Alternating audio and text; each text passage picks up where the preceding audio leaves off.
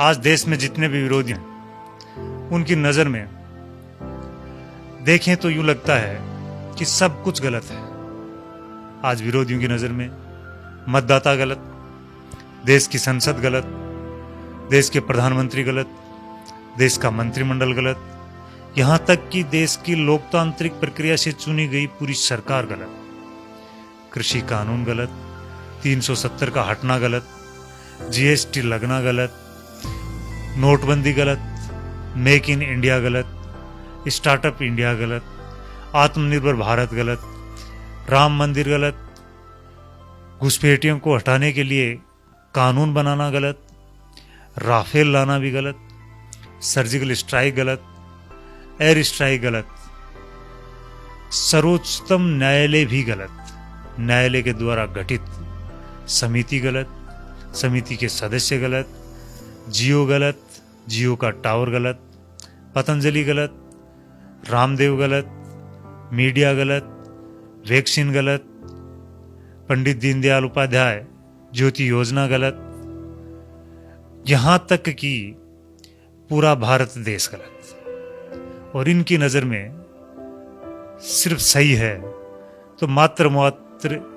इतना सा व्यवस्था सही है कि सारे रास्तों पर डेरा जमाए जो आंदोलनकारी है वो सही है, लोगों का रास्ता रोक कर आने वाले आंदोलनकारी सही, ऐश करते आंदोलनकारी सही, राकेश टिकैत, वामपंथी, शाहीन बाग, परिवारवादी पार्टियां, चीन, पाकिस्तान, घुसपैठिए, खालिस्तानी, विघटनकारी, टुकड़े टुकड़े गैंग, दंगाई, लूटियंस गैंग, आतंकवादी, विदेशी फंडिंग पर पल रहे देशद्रोही, तुष्टीकरण, अवार्ड वापसी गैंग और नशेड़ियों की जमात, ये इतने से लोग सही है।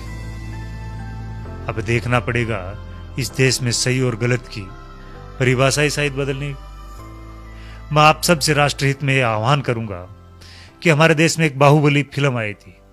उस फिल्म के समय युवाओं के मन में एक प्रश्न था कि कटप्पा ने बाहुबली को क्यों मारा। अब हमें इसका उत्तर भी मिल गया है। सिनेमा हॉल भी चल रहे हैं और चलना भी चाहिए था।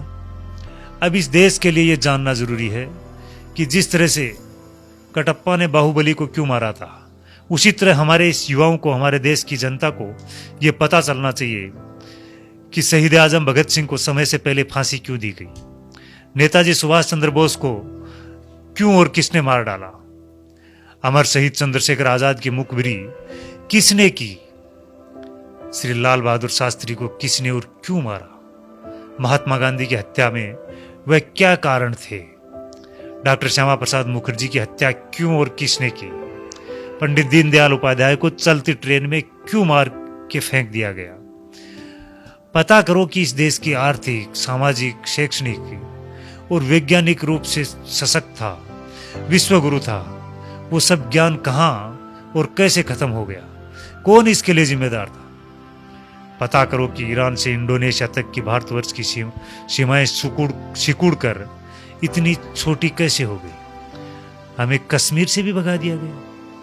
पता करो कि सोने की चिड़िया के पंख किसने कतर दिए। पता करो कि गुरु गोविंद सिंह के मासूम बेटे को जिंदा दीवार में क्यों चुनवा दिया गया। पता करो कि महाराणा प्रताप को घास की रोटी क्यों खानी पड़ी।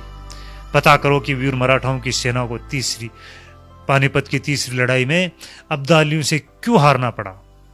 पता करो कि झांसी की रानी लक्ष्मीबाई को किसकी गद्दारी का दुष्परिणाम भुगतना पड़ा। पता करो कि वीरों की धरती होते हुए भी हम गुलाम क्यों हुए, हमारी माँ बहनों को अपमान की आग में क्यों जलना पड़ा। पता करो कि बिना किसी समर्थन के भी नेहरू देश के पहले प्रधानमंत्री कैसे बन गए। पता करो कि पाकिस्तान का स्थायी रोक किसने भारत को दिया, तब हुआ क्या था। पता करो कि कश्मीर को नासूर बनाने का बीज किसने और कैसे बोया।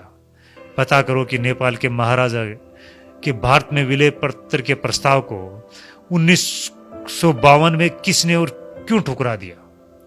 पता करो कि 1953 में यूएनओ में भारत को स्थायी सीट देने के स्वयं अमेरिका के प्रस्ताव को क्यों बुला दिया गया और वह सदस्यता चीन को क्यों दिला दी गई।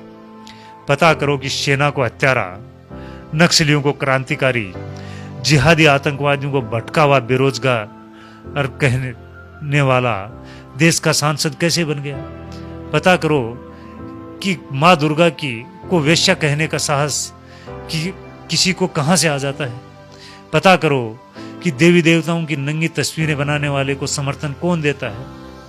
पता करो कि याकूब मेनन की फांसी रुकवाने के लिए आधी रात को भी सुप्रीम कोर्ट को खोलने के लिए कौन मजबूर कर देता है। पता करो कि देश की दुर्दशा के लिए कौन जिम्मेदार है। आप खुद बाहुबली बनकर कारण जानो कि हमारा कैलाश पर्वत और मानसरोवर तीर्थ चीन के हिस्से में और ननकाना साहिब पाकिस्तान के हिस्से में किसकी गलती से कैसे चला गया। और बहुत सारी गलतियां हैं। अपनी दिशा और दशा बदलो। यह समय मजाकों का नहीं है, करणीय कामों का है, चिंतन का विषय है। हम क्या थे और क्या हो गए, क्या होंगे। अभी आओ विचारें, मिलकर समस्या का समाधान करें। हम सब का कर्तव्य है कि इतिहास की गलतियों की विवेचना करें, देश हित में और भविष्य में उन गलतियों का दोहराव न हो ये प्रण लें।